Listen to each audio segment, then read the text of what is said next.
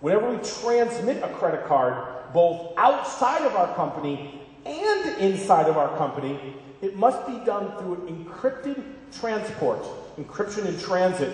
And those two things are some of the most difficult things to get right in programming. There are so many attacks against crypto.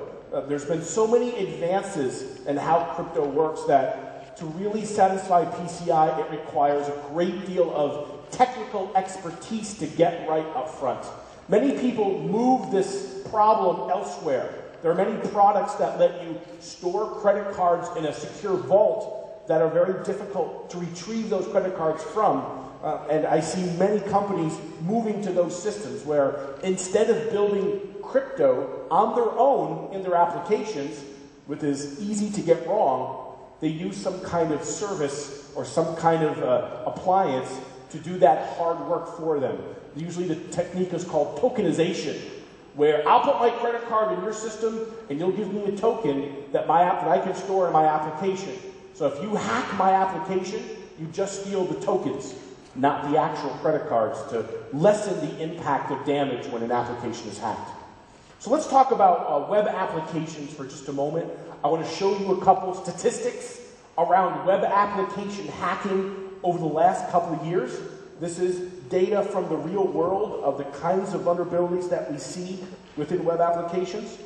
It's nice to show you hacking. It's fun to tell you some stories, but as close as we can come up with, these are real world statistics to show you what's happening in the world of web security. So first of all, we have the most common vulnerabilities that we see in the world today when web applications are hacked.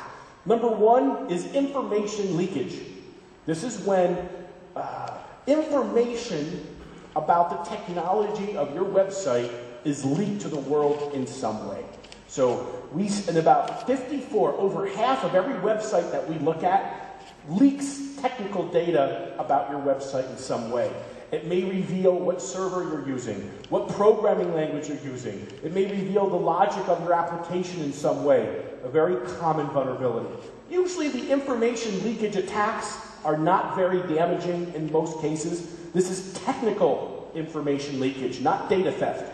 So we see it a lot. It's only mixed how damaging it is. Next, we see cross-site scripting.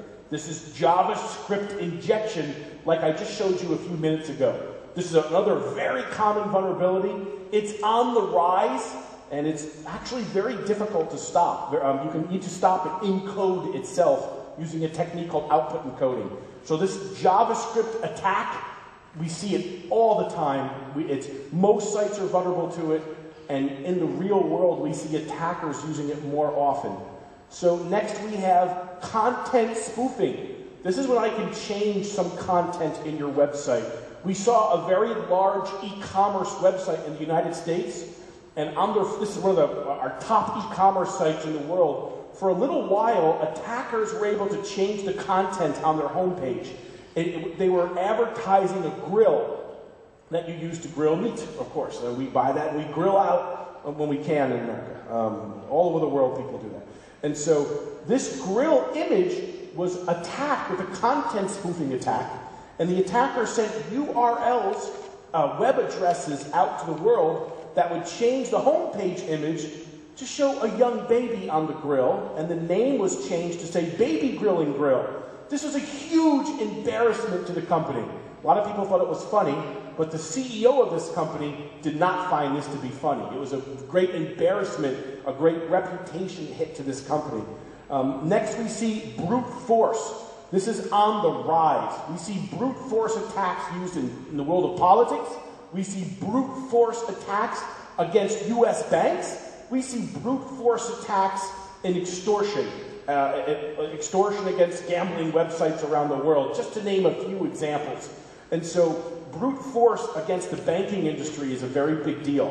When you're a bank, you need to do business. And it's actually not that expensive to start sending a lot of legal requests at that bank until the bank can't even handle those requests anymore. And one of the more popular services that defends against this is called Prolexic. And we saw attacks in the US against our banking system that even the 5 largest banks in the world were down for hours in some cases, days in other cases, and it wasn't because of some very advanced attack. It was just a lot of attackers who controlled botnets around the world that would just slam the home page with so much traffic that these defensive measures broke down.